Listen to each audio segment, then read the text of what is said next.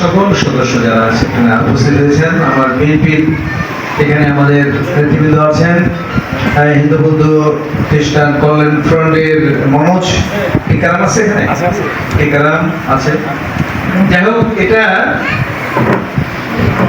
সত্যি কথা বলতে বিএনপির বড় ভাই, কপালেরও বড় ভাই হিসাবে এখানে এটার সাথে রাজনীতির সম্পর্ক আমি সম্পর্কিত করতে চাই না।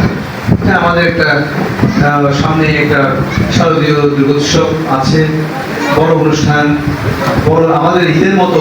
এই জন্য আমি চেয়েছি যে আমার পক্ষে প্রত্যেকটি পূজা মণ্ডপে যাওয়া সম্ভব হবে না, কারণ মেইন পূজাটাই হলো সপ্তমী, অষ্টমী আর নবমী, 3 দিন, বেসিক্যালি 3 দিন।